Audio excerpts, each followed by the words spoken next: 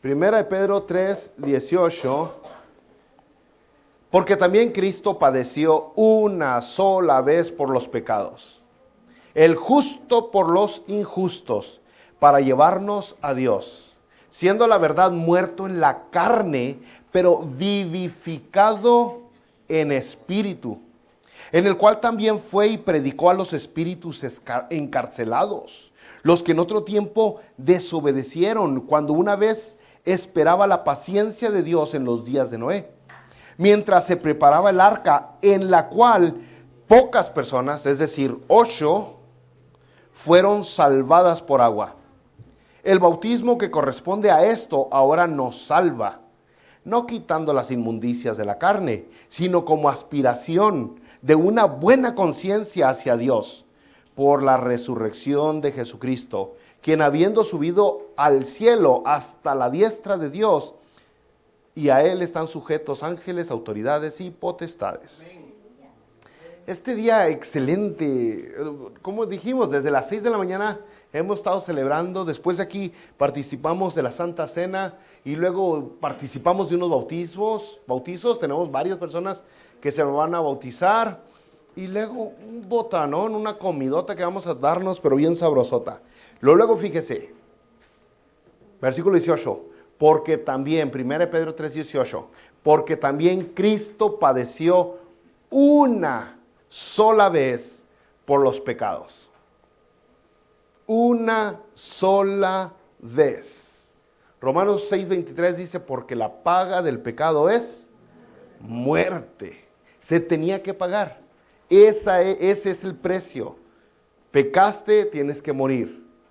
Pero dice aquí, ya sea que muera usted o un sustituto, en este caso Jesucristo. Dice, Cristo padeció una sola vez por los pecados. Una sola vez.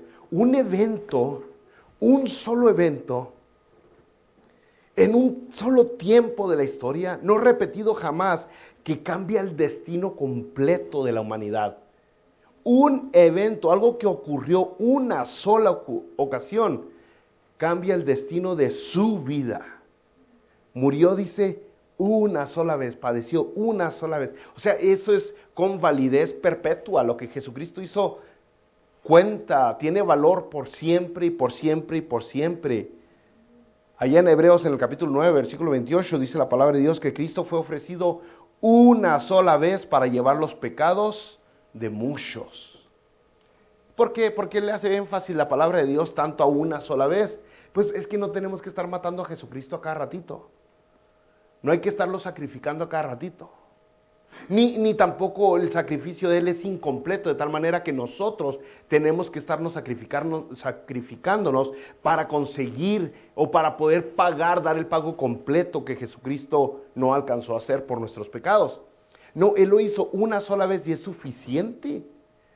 Mire, los judíos estaban bañados en sangre, desde que nacían. Era sacrificio tras sacrificio de animales, por perdón de pecados se sacrificaban, sacrificaban animales. Desde chiquititos hasta que morían, era sacrificio tras sacrificio. Y aún así dice la palabra de Dios en Hebreos 10:4, que la sangre de los toros y de los machos cabríos no puede quitar los pecados. Por más de que sacrificaban, por más de que mataban criaturas inocentes, esos animales no tenían el poder, no tenían la fuerza, no tenían la pureza, no tenían nada que lograra quitar los pecados de las personas. Jesucristo lo hizo una vez y para siempre. Pero así hay algunas religiones, posiblemente todas, que agarran a la gente y quieren que estén sacrificando siempre, quieren estarles vendiendo la salvación. Tuve la fortuna de este viernes platicar con una persona que me platicaba del huevo y las conejas. Me preguntaba, ¿no? Y yo me fui al grano. Le dije, mira, nomás hay 2 religiones en el mundo. Y es lo mismo que les hemos hablado en esta iglesia durante mucho tiempo. Nomás hay 2 religiones en el mundo. No hay 3, no hay 4, no hay 20. Nomás hay 2. La religión por obras y la religión por gracia. La gran mayoría de las religiones le van a querer vender la salvación. Usted necesita hacer esto y hacer esto y hacer esto y hacer esto y hacer esto y hacer esto para que usted tenga una chance de obtener la salvación. Eso es la gran mayoría de las religiones. Algunos le van a pedir que den dinero, otros le van a pedir que se viste diferente, otros le van a pedir que deje ciertas comidas, otro que no tome ciertas bebidas. Algunas otras religiones le van a pedir que se amarre unas bombas, otras que se vaya a algún monasterio allá en algún cerro. Algo le van a pedir las religiones, todas son las mismas, todas le piden que usted se gane la salvación. La otra religión es por gracia. No tenemos que hacer nada porque Jesucristo padeció una vez y para siempre para pagar los pecados de nosotros. No quedó incompleto el pago, fue absoluto, fue total. Fue completo el pago de Jesucristo en la cruz. Nosotros no hacemos buenas cosas para ganarnos el cielo. Lo hacemos de un corazón lleno de gratitud. Si hago algo bueno, que se considera bueno entre los humanos, no es porque me quiero ganar un pedacito del cielo, es porque ya me lo regalaron. Es de un corazón grato. Entonces, el motivo, el combustible, lo que lo motiva a hacer las cosas es muy importante. Puede ser que usted done dinero o como dice 1 Corintios 13, aún dé su cuerpo para ser sacrificado. Pero si no lo hace por la motivación correcta, ya falló. Por más dinero que regale. Y dice aquí, volviendo a 1 Pedro 3, 18, el justo por los injustos. Gracias. Hacía mucho que no me chiflaban. El justo por los injustos. Ese es Jesucristo. Mire, hablando de lógica, ¿cuántos de ustedes les gusta usar la lógica? La verdad es que yo creo que a todos nosotros nos gusta usar la lógica. Aunque no queramos, la usamos la lógica. La lógica es simple. Alguien tiene que morir. Alguien para pagar por nuestros pecados, alguien tiene que morir. Otra vez, Romanos 6:23, la paga del pecado es muerte. Gracias. Alguien tenía que morir. Esa es la lógica. Isaías 53, versículo 5, hablando de Jesucristo, dice, mas Él herido fue por nuestras rebeliones, molido por nuestros pecados, molido por nuestros pecados. El castigo de nuestra paz fue sobre Él, y por su llaga fuimos nosotros curados. Por su llaga fuimos curados. Todo esto no tiene mucha lógica cuando nosotros lo pensamos, ¿cómo? Pero es que cuando piensas, alguien tenía que morir. Así de sencillo. Alguien tenía que morir. Y entonces Dios transfirió nuestra culpa a Cristo. ¿Cómo vas a pagar por la rebeldía que ya hiciste? Algunos de ustedes andan en los 20, otros andan en los 30, otros ya llegaron a los muchos, ¿no? El caso es de que supongamos que hoy, por fin, hoy en este día, se le prende el foco y dice, wow, tengo que ganarme el cielo. Supongamos que usted adopta esa idea, tengo que ganarme el cielo. Me voy a empezar a portar bien para ganarme mi cielo. Por las cosas malas que hice, no sean tan pesadas o no sean más pesadas que las cosas buenas que voy a hacer. Y así cuando Dios lo ponga en una balanza, pues me entra al cielo. Supongamos que usted dice, yo voy a hacer buena onda y me voy a ganar el cielo portándome bien siempre. Ya no voy a decir mentiras. Inténtele, ¿no? Inténtele. Ya no voy a decir mentiras, ¿ok? Ya no voy a robarme ni una uva del Walmart. Ni una uva, ¿ok? Ya no, los hombres, ya no voy a ver a mujeres con ojos locos. Las mujeres tampoco, a hombres, ya no. Y empieza a hacer una lista, usted dice, ya no voy a hacer nada de lo que no debo. O sea, yo les aconsejaría, empiecen por el chisme. Ya no voy a chismear. Ya, repita 10 veces, ¿no? Ya no voy a chismear. Empezamos ahí. Ok. Supongamos que logramos hacer eso y logramos ya no volver a chismear, no volver a mentir, no volver a levantar falsos, no hacer nada de eso que la Biblia considera que es malo y nuestra propia moralidad nos indica claramente que es malo. Bueno, ya de aquí para adelante ya no hiciste nada malo, pero ¿y lo que hiciste antes? ¿Cómo vas a pagar por eso? Y lo que hiciste en el pasado, ¿cómo se va a pagar por eso? Si ya de aquí en adelante vives una vida perfecta, ¿cómo pagas por las mentiras que ya te echaste en el pasado? Si cada una de esa mentira, por más pequeñita que fuera, el pago de esa mentira es muerte. Algunos dirían, no, pues me sacrifico mi cuerpo, pero tu cuerpo no vale nada porque ya se lo debes. Ya tu cuerpo ya no tiene valor, ya no es santo, ya no es puro, ya venía sucio, ya estaba contaminado, ya estaba en rebeldía, ya lo debías, tú ya debes tu vida. Así que la vida ya ni siquiera es tuya porque la paga del pecado es muerte. Alguien tenía que pagar por eso. El portarse bien no nos completa para ganarnos la salvación, porque aún si lográramos portarnos bien nos queda la deuda del pasado. Y no estoy hablando de la deuda de sus papás o de sus abuelos, ni de Adán y Eva, estoy hablando de la deuda de nosotros mismos. Las propias mentiras que nosotros nos aventamos, los propios engaños, los propios robos, la propia lascivia, avaricia, el propio egoísmo, la propia vanidad, la propia sexualidad pecaminosa, todo eso, de eso estoy hablando, ¿no? ¿Cómo le hacemos para pagarlo? Bueno, aquí dice la palabra de Dios que el justo por los injustos fue sacrificado. El justo por los injustos. Jesús paga por ti, rompiendo, quebrando el sistema legal del sistema moral de este mundo. Se sacrificó un justo, llevó los pecados que él jamás cometió. Y con eso, al vencer la muerte, nos da libertad a todos nosotros. ¿Por qué? Pues porque una paga por nuestros pecados, nos justifica. Y la otra, al vencer la muerte, nos da la entrada al reino de Dios. Tiene el poder para glorificarnos entonces. Mire, sigamos aquí. Entonces, si volvemos a la escritura en 1 Pedro, ¿para qué Cristo padeció una sola vez por los pecados? ¿Para qué padeció el justo por los injustos? ¿Para qué? Versículo 18, 1 Pedro 3, para llevarnos a el mall. No, para llevarnos a Disney World.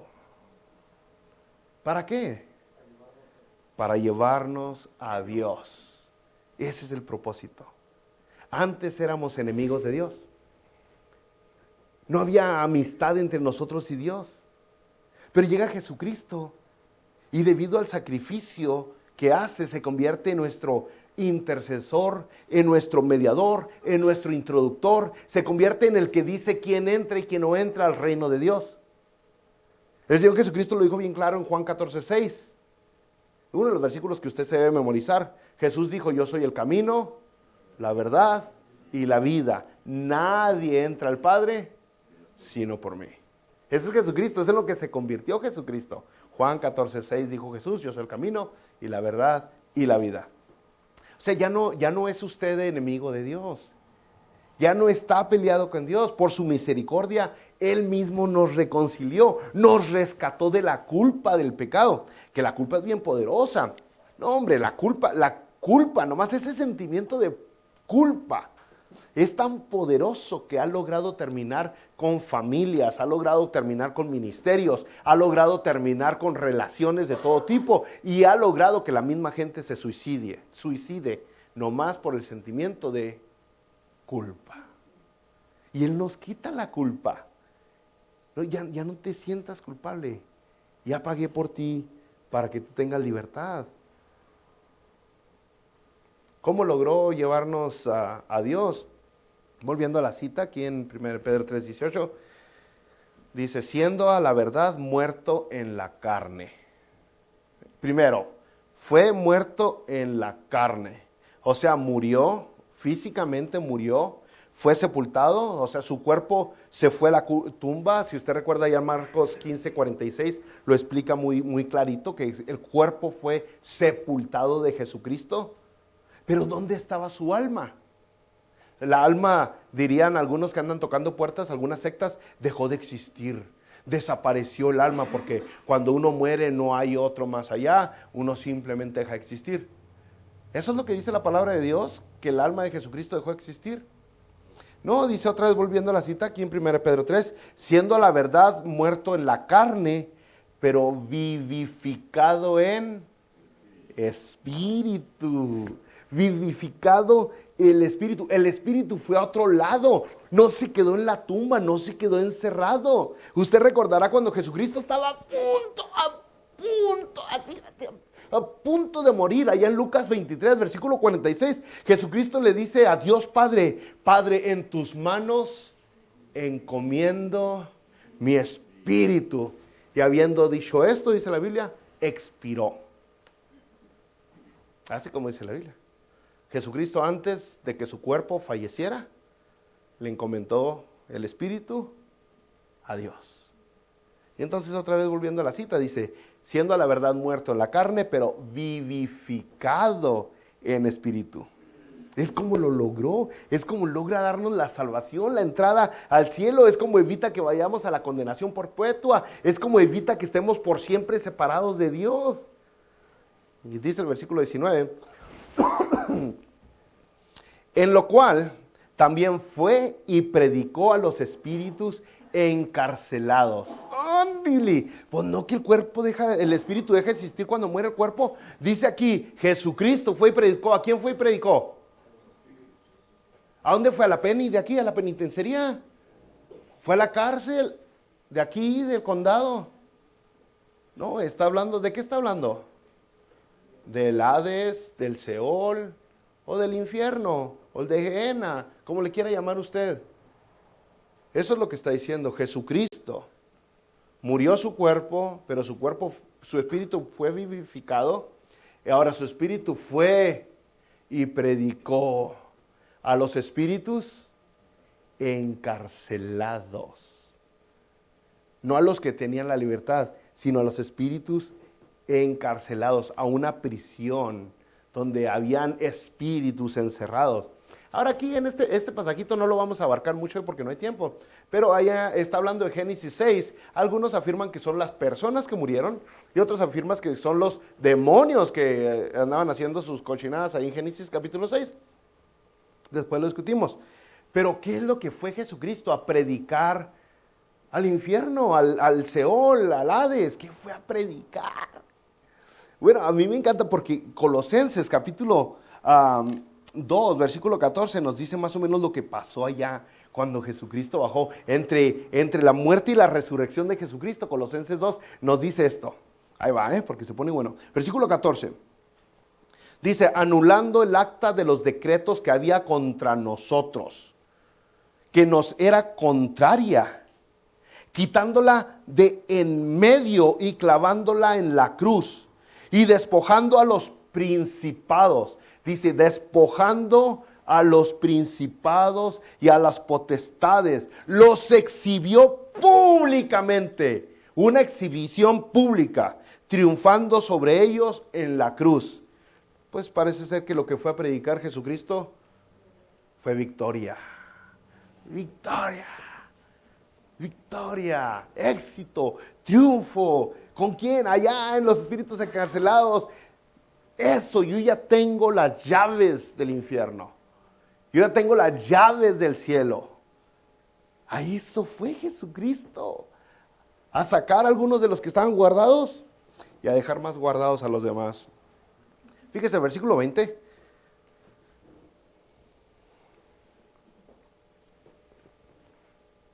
Versículo 20 dice, los que en otro tiempo desobedecieron, a esos fueron los espíritus que fue a predicar, los que en otro tiempo desobedecieron, cuando una vez esperaba la paciencia de Dios en los días de Noé, mientras se preparaba el arca. Otra vez está hablando de Génesis 6. Algunos de ustedes, ¿quién no conoce la historia del arca de Noé? Levante la mano si alguien no la conoce la historia del arca de Noé. No, pues todo. Ok. Bueno, uno cuenta, uno vale.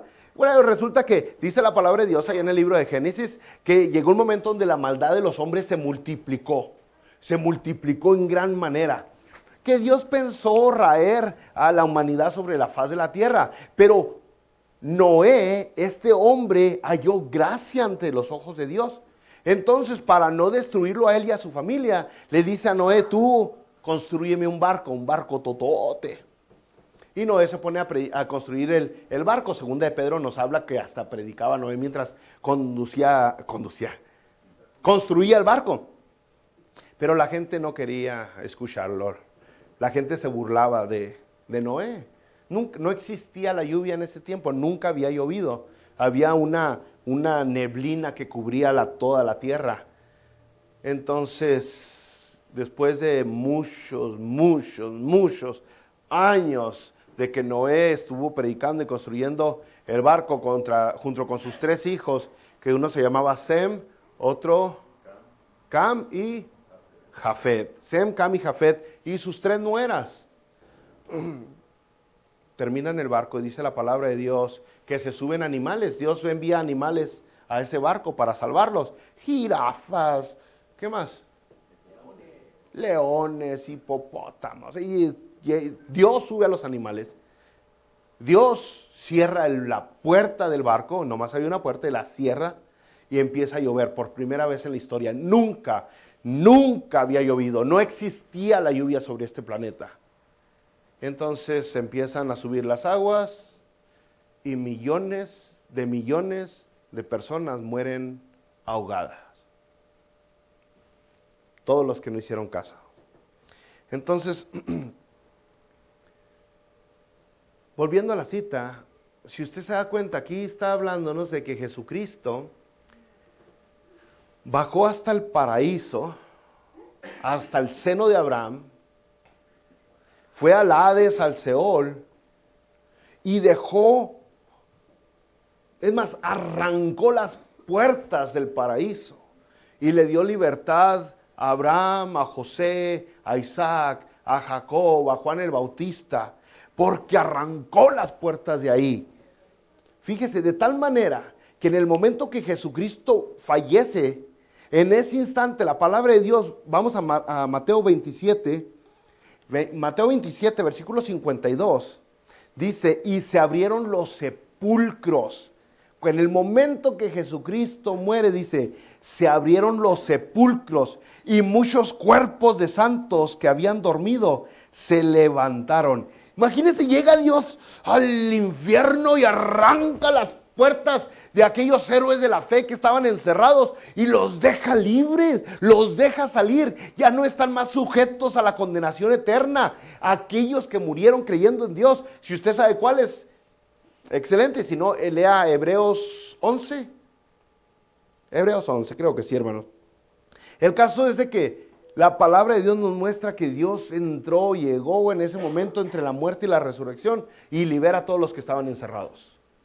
Y desde ahí usted y yo no tenemos que volver más a ese lugar de tormento. Hebreos 11:39 dice, todos estos, aunque alcanzaron buen testimonio, está hablando de todos los del Antiguo Testamento que murieron creyendo, obedeciendo a Dios, dice, todos estos, aunque alcanzaron buen testimonio mediante la fe, no recibieron lo prometido. Antes de Jesucristo no podían recibir lo que se les prometió. Hasta que Jesucristo resucita, hasta que Jesucristo triunfa sobre la muerte. Es en ese momento en que entonces tenemos la victoria. Y esto es algo que los salmistas habían predicado por mucho tiempo. Por ejemplo, el Salmo 49, versículo 15, Salmo 49, 15, dijo el salmista, pero Dios redimirá mi vida del poder del Seol. Otra vez dijo, Dios redimirá mi vida del poder del Seol. Este es un salmo que se escribió siglos antes de que Jesucristo viniera aquí a la tierra. Dios redimirá mi vida del poder del Seol, porque Él me tomará consigo, dice el salmista. Él me tomará consigo. Es la salvación, brothers. Volviendo a la cita, si usted recordará, dice el 20, los que en otro tiempo desobedecieron, son a los que Jesucristo fue a predicar, dice, cuando una vez esperaba la paciencia de Dios en los días de Noé, mientras se preparaba el arca, en la cual pocas personas, es decir, 8, fueron salvadas por agua. 8 personas fueron, y luego dice, fueron salvadas por agua. Si usted pone atención a la palabra, diría, fueron salvadas del agua. Pero dice, fueron salvadas por agua. Y es que si el diluvio no hubiera venido, toda la humanidad hubiera desaparecido, no nomás los que fueron ahogados, todos. El agua purificó la tierra, acabó con la maldad de miles y miles y miles de personas. Entonces, en realidad, el agua fue lo que salvó a estas 8 personas, porque se eliminó la maldad sobre la faz de la tierra. Y dice aquí nomás 8 personas en un evento que jamás había sucedido ni va a volver a suceder. La Biblia aclara, nunca más va a volver a ser destruida la tierra con agua. Sucede esto. ¿Cuándo sucedió? Cuando la maldad se había multiplicado sobre la faz de la tierra. La gente ya no podía distinguir entre lo bueno y lo malo. La gente ya no sabía qué era moral y qué era amoral o inmoral. La gente a lo malo le llamaban bueno y a lo bueno le llamaban malo. ¿Por qué? ¿Por qué se desparramó tanto la maldad? Otra frase que la Biblia repite mucho, el por qué, y es porque no tuvieron temor de Dios. No tuvieron temor de Dios. Hoy estamos ante una sociedad, brothers, que es sensible a todos los peligros.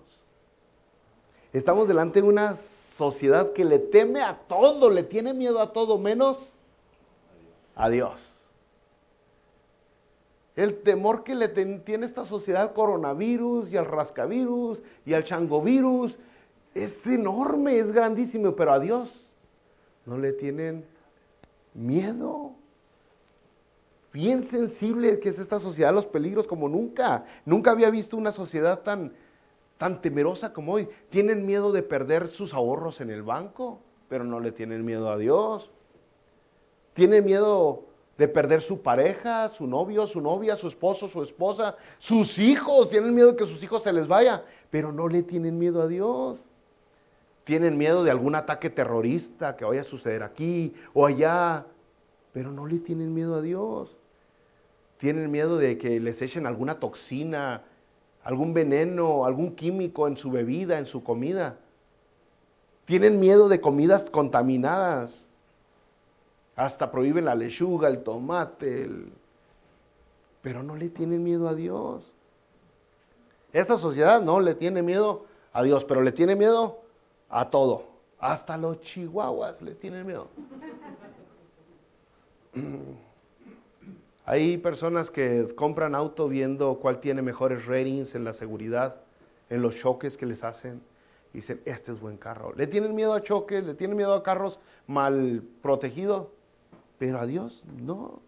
Le tienen miedo a los estafadores. Ay, otro estafador me está llamando, me quiere quitar la feria. Le tienen miedo a los medios de comunicación que están intentando meter su agenda y lavándole el cerebro a las personas que se dejan, que los dejan. Le tienen miedo a la educación humanista que hay en las escuelas, intentando lavar el cerebro, meter estas ideologías, indoctrinar a la gente, pero no le tienen miedo a Dios. La sociedad está llena de temor. Y no es ahora nomás, desde que yo estaba chavalito. La gente habla en contra de la Mountain Dew, en contra de la Coca-Cola, le tienen miedo a la manteca de marrano, le tienen miedo a las tortillas, que engorda mucho, a la economía que va a caer, que las casas se van a desplomar, a las enfermedades, y miedo a todo, a todo, a todo. Un montón de indocumentados cuando iba a entrar Donald Trump estaban temblando, le tenían miedo al viejito. Después cuando entró el Biden, un montón de gente tenía miedo porque se iba a colapsar todo, la moralidad del país iba a caer. Ahorita se escuchan rumores de guerra y que este se pelea con aquel y tienen todos miedo. Pero a Dios, no le tienen miedo a Dios. ¿Y sabe qué? Dios es la peor amenaza que tiene esta humanidad. El peor peligro que tenemos es Dios. Es del que más miedo debemos de tener. Por eso la Biblia nos advierte constantemente, teme a Jehová, teme a Jehová. Miren, Mateo capítulo 10, versículo 28, dijo Jesucristo, no le temas a los que matan el cuerpo, mas el alma no pueden matar. Temed más bien a aquel que puede destruir el alma y el cuerpo en el infierno. ¡Ay, mucho miedo, mucho miedo! Pero al que puede destruir el alma, al que te puede hacer añicos, al que verdaderamente te puede castigar. Nadie es peor enemigo que Dios. Por eso Proverbios nos dice ahí en el capítulo 9, versículo 10, que el principio de la sabiduría es el temor a Jehová. El principio de la sabiduría es el temor a Jehová. Y así estaba la gente en los tiempos de Noé. No, hombre, todos a lo mejor le tenían miedo al dinosaurio y al dinorex y a los dinoplatíbulos, pero a Dios no le tenían miedo. A Dios no le tenían miedo. Hasta que llegó el momento, ¿no? Y se dieron cuenta que había que tenerle miedo, no a aquel que lo puede lastimar físicamente, pero a aquel que verdaderamente lo puede lastimar espiritualmente. Mire, muchos pueden lastimar el cuerpo, muchos, pero solo uno puede lastimar el alma. Nadie puede acercarse a su alma más que Dios. La palabra de Dios dice en Deuteronomios 4:24, porque Jehová tu Dios es fuego consumidor, Dios celoso. Romanos 1:18, porque la ira de Dios se revela desde el cielo contra toda impiedad e injusticia de los hombres que detienen con injusticia la verdad. Hebreos 10:31, horrenda cosa es caer en manos de un Dios vivo. Y la gente ahorita anda con su rollo, con sus cosas, ignorando a Dios y se sienten amigos de Dios. Sienten que están del lado de Dios.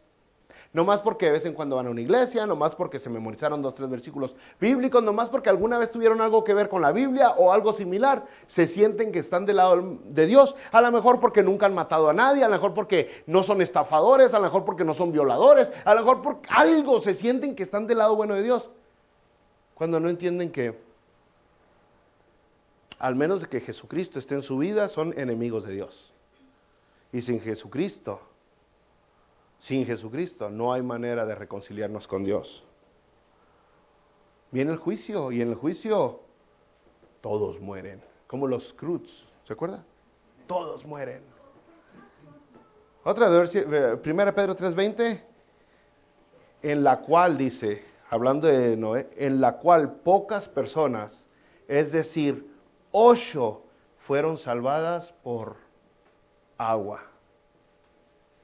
¿Cuántos cree usted que van a ser salvos cuando este mundo ya por fin termine? ¿La mayoría o será una minoría? Si usted ve todos los juicios que Dios le ha dado sobre la tierra, siempre ha sido una minoría. Aquí está hablando del arca de Noé. ¿Cuántos se salvaron de millones que habían? 8. Puede pensar en Sodoma y Gomorra, otro evento muy bien conocido. ¿Cuántos se salvaron de los miles y miles que vivían en esas 2 ciudades? 3, no más, 3. Dijo Jesucristo, espacioso, ancho es el camino que lleva a la perdición. La puerta que lleva a la perdición es ancha y muchos, así dijo Jesús, muchos son los que pasan por ahí. Pero la que lleva a la salvación, dice, es angosta y pocos son los que entran por ella. Hebreos 9:27, de la manera que está establecido, para los hombres que mueran una sola vez y después el juicio. Romanos 3:11, no hay quien busque a Dios. Esa es la tristeza. No hay quien haga lo bueno, todos se desviaron, todos se hicieron a una inútiles. No hay quien haga lo bueno, ni siquiera uno. Esa es la sociedad en la que vivimos hoy, hermanos. Es la sociedad, nos encanta a nosotros que Dios viva para nosotros, no nos gusta vivir para Dios. Nos gusta que Dios me cumpla mis antojos, no me gusta obedecer a Dios. Porque sentimos que lo que Dios quiere es pesado, es aburrido, es religioso, es ritualista, no es fun, no es divertido, le quita a uno lo sabor de la vida, lo delicioso. Y créame, que si usted le hace caso a las religiones, sí, las religiones ponen unas cargas sobre usted, pesadísimas, pesadísimas. A la mujer no le permiten que luzca su cabello, y a algunas no le permiten que luzca ni los ojos, hasta telitas le ponen en los ojos. El hombre no puede venir a una iglesia si no viene vestido con corbata, con saquito, con pantaloncito de rayita, con zapatitos. Todo es pecado, no puede colgar imágenes en la pared, no puede escuchar ni una buena cancioncita de Juanga o de Luismi, porque se va a ir al infierno. El café, ni se diga, el café lo va a condenar, la Coca-Cola, pues tantito peor. O sea, no se puede reventar unos chicharrones con una tortillita de maíz, así bien riquito, con una salsita arriba, porque ya se está condenando. Esa es la religión. Y si usted le hace a la religión caso, sí es cierto, es aburrido, es feo. La Biblia dice bien claro, la ley mata, pero el espíritu vivifica. Entonces la idea no es que usted y yo nos acerquemos a una religión, la idea es que nos acerquemos a Dios. Porque estas personas, dice Romanos en el capítulo 1, que habiendo conocido a Dios, no le glorificaron como a Dios. No le glorificaron, no quisieron. Y aún así dicen, Dios me bendice, Dios me bendice. Mire, tenemos varios años de pastorear. Y yo, pues a lo mejor algunos que me han conocido más íntimamente se dan cuenta que yo cargo en mi cabeza cada persona que ha sido miembro donde he pastoreado. Y no descanso hasta que esa persona se va a otra iglesia y me dice algún pastor, ya yo me encargo de ese borrego, de ese, ¿cómo se llama?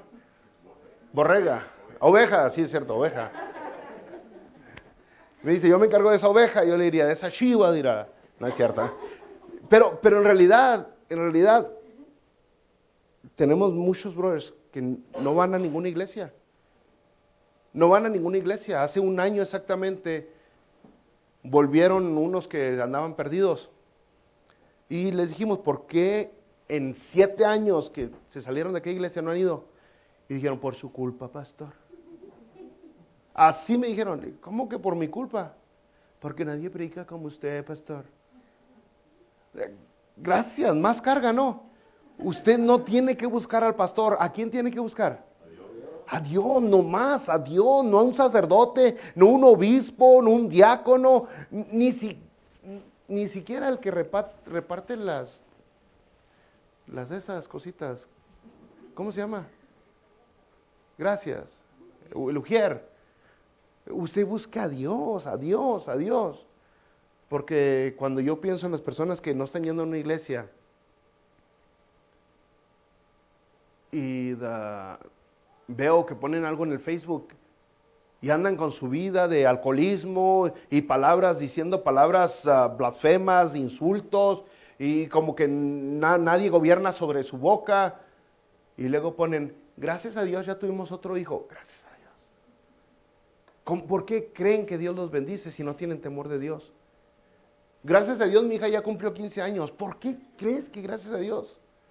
¿Qué es lo que te hace creer que estás siendo bendecido por un Dios al cual no le temes?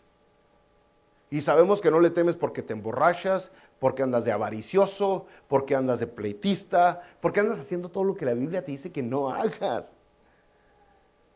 O sea, lo más básico que cualquier persona... ¿Cuántos de ustedes saben que robar es malo? ¿Lo leyeron en la Biblia o lo aprendieron solos? ¿Cuántos saben que mentir es malo? ¿Lo leyeron o lo aprendieron solos? O sea, cuando hacen lo más básico que está inyectado en nuestro corazón, cuando hacen lo opuesto y todavía dicen gracias a Dios. Brother, entiende, Dios no te está bendiciendo si no le tienes temor. No te está bendiciendo. Dios aventó unas bendiciones generales como el sol, como el agua, como el oxígeno. Sí, provienen de Dios hasta ahí. Así aventó Dios varias bendiciones en este mundo. Dice el salmista, para todos da luz, para el justo y para el injusto. Así es Dios de bueno.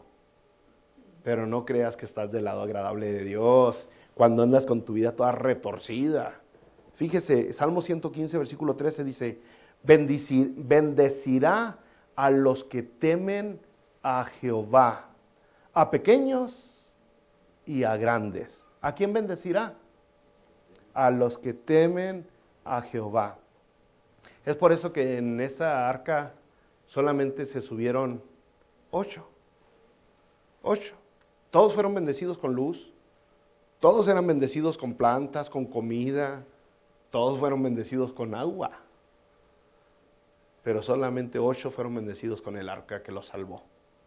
Solamente 8. Llegamos a la cruz, brothers. Dice el versículo 21. Volviendo a 1 de Pedro, nos quedan 15 minutos, brothers.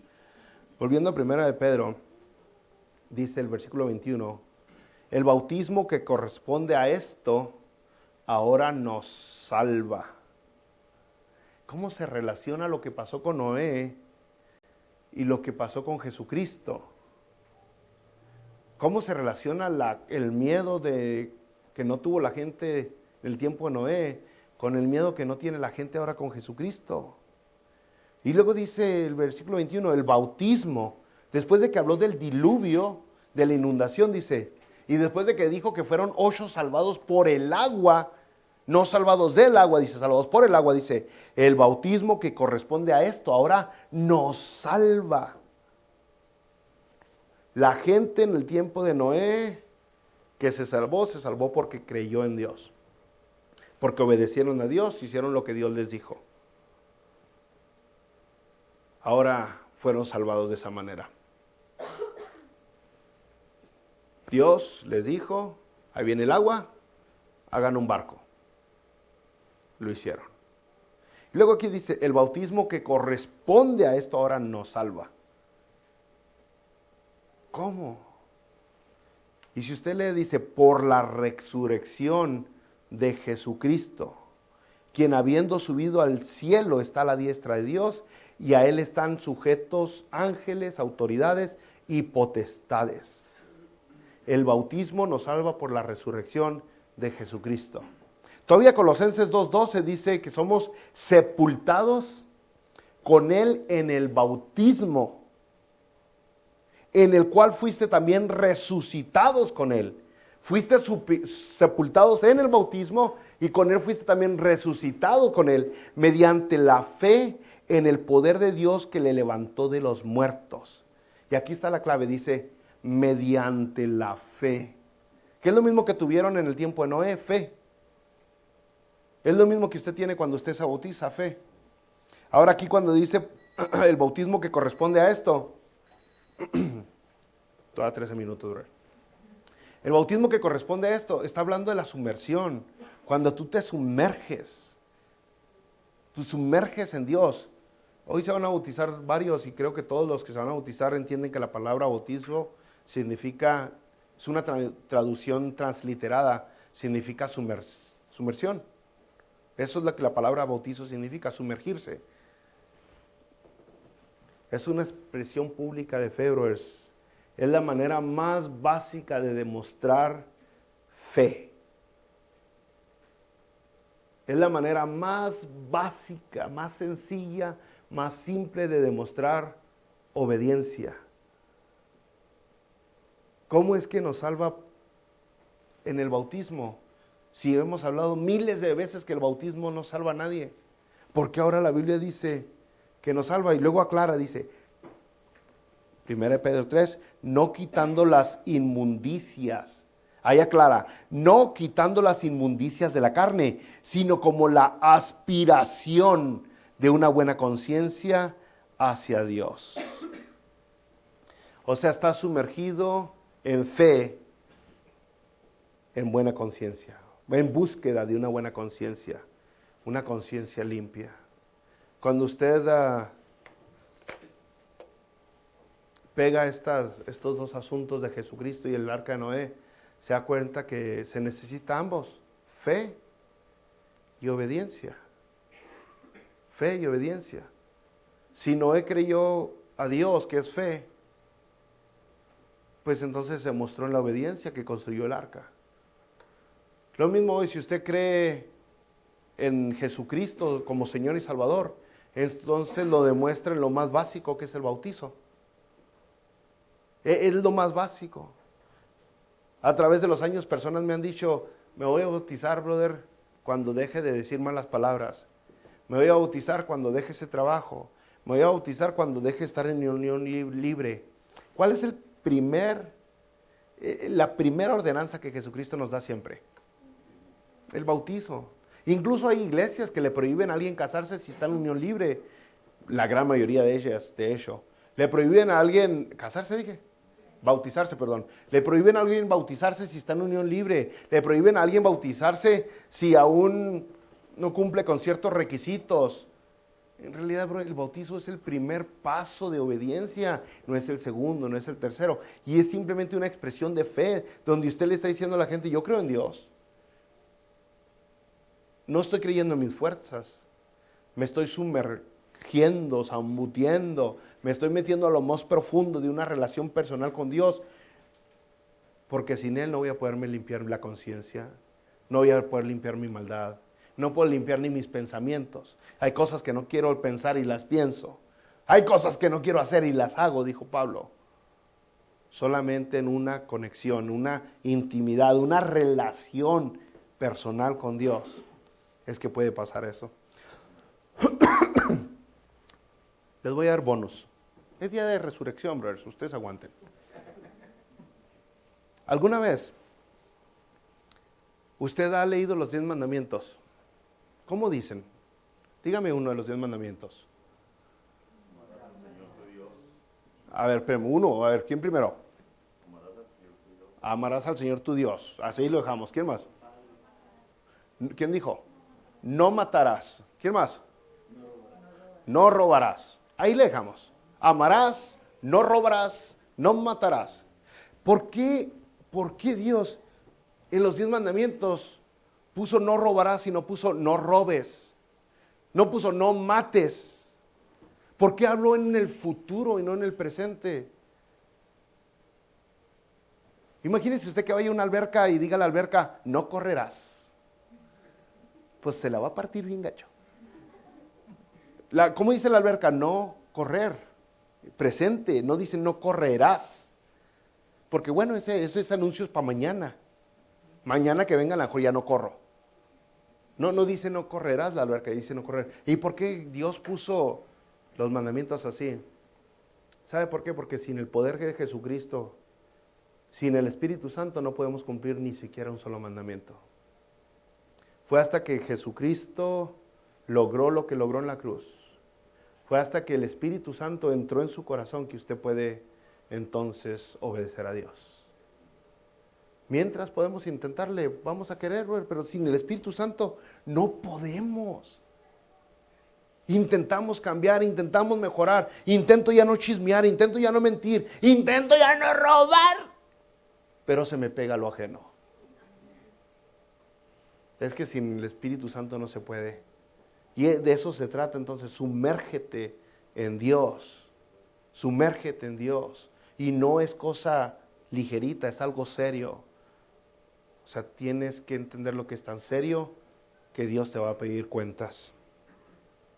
Es entonces, brother, es entonces que podemos satisfacer la justicia de Dios. La justicia, la ley moral que nos puso en nuestros corazones.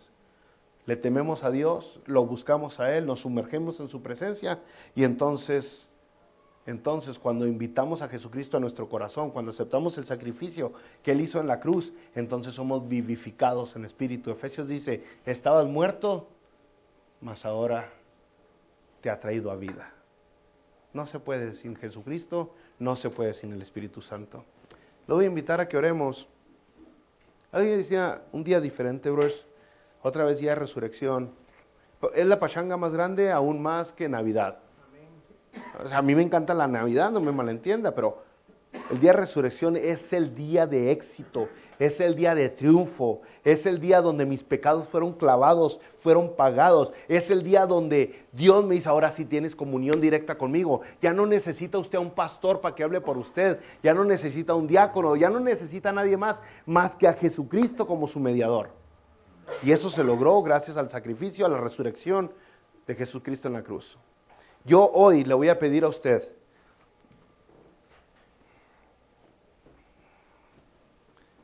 dos cosas. Vamos a participar de la cena del Señor hoy. Vamos a participar de la cena del Señor. El 1 Corintios capítulo 11 nos advierte en contra del abuso de la cena del Señor y el menosprecio de la cena del Señor. Uno tiene que tener un corazón consciente. Otra vez estamos hablando de temor a Jehová. Uno no puede tomar a Dios como cualquier cosa. Él es el mero mero. Entonces, le voy a pedir primero que junto conmigo, juntos, como hermanos, motivándonos, orando unos por otros, nos pongamos bien con Dios. Le pidamos a Dios, perdón, ayúdanos. Yo sé que te he fallado. Yo soy el único que le falló a Dios recientemente. Le hemos fallado, es cosa de decirle, ¿sabes qué, Dios? Perdóname y reconocer que por más grande que ha sido el error que nosotros hicimos, Él nos perdona. No dejar la culpa, quitar la culpa de encima de nosotros. Otra vez, ¿cuál fue la diferencia entre Pedro y Judas? La culpa se comió a Judas. Y Pedro metió la colita entre las patas y reconoció, aceptó el perdón de Dios. Y vea la diferencia. Dos personajes que fallaron muy igual, muy parecido, y quedaron en la historia como el traidor y el gran Pedro, ¿no? No más porque uno dejó la culpa delante de Jesucristo. Así que vamos a ponernos bien con Dios, entendamos que Él sí nos perdona.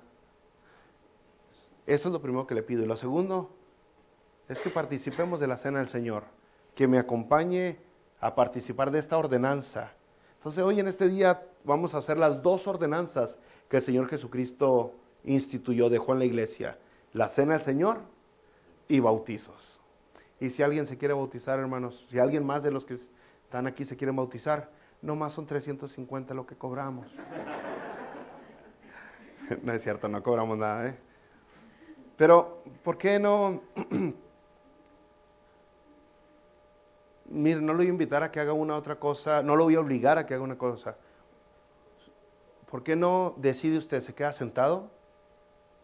¿Se hinca ahí o pasa enfrente? ¿O se para orar junto conmigo?